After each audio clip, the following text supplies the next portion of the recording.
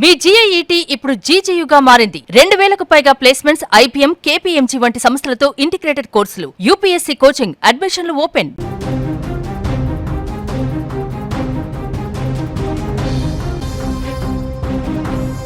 ఎవరిని ట్రోల్ చేయకండి. ఒకవేళ టైం వేస్ట్ చేయాలి అనుకుంటే మీకు నచ్చిన అమ్మాయి ఇంటి ముందైనా కూర్చోండి, ఎంజాయ్ చేస్తారు.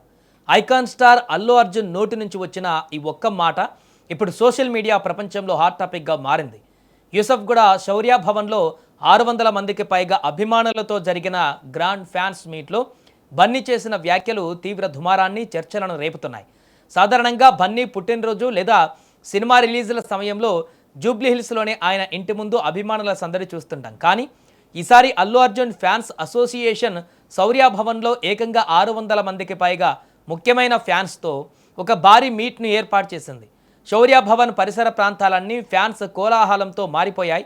అభిమానులను ఉత్తేజపరచడమే కాకుండా వారికి ఒక సోషల్ మెసేజ్ ఇవ్వడం ఈ మీట్లో ప్రధాన అంశంగా మారింది.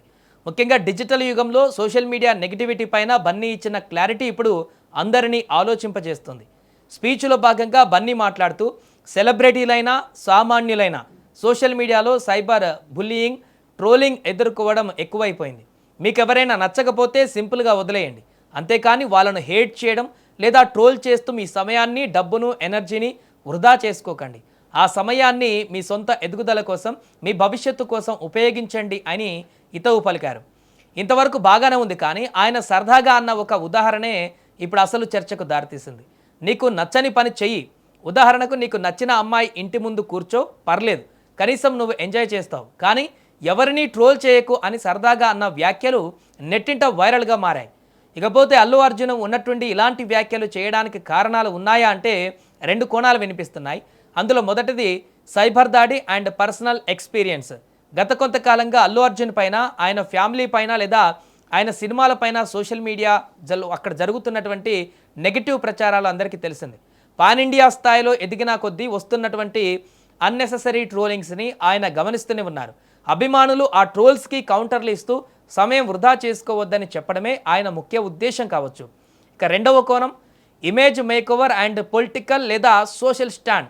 కేవలం ఒక మాస్ హీరోగానే కాకుండా తన ఫ్యాన్స్ను ఒక రైట్ పాత్లో నడిపించే ఒక రెస్పాన్సిబుల్ లీడర్ లేదా గైడ్గా తనను తాను ప్రజెంట్ చేసుకునే వ్యూహం కూడా ఇందులో ఉందనేది ఫిలిం నగర్ టార్క్. సోషల్ మీడియాలో హేట్రేడ్ తగ్గించాలని బహిరంగంగా చెప్పడం ద్వారా తన మెచ్యూరిటీని చాటుకున్నారు కూడా అని అనుకోవచ్చు. మొత్తానికి యూసఫ్గూడ ఫ్యాన్స్ మీట్ ద్వారా అల్లు అర్జున్ తన అభిమానులకు ఇచ్చిన మెసేజ్ మాత్రం క్లియర్.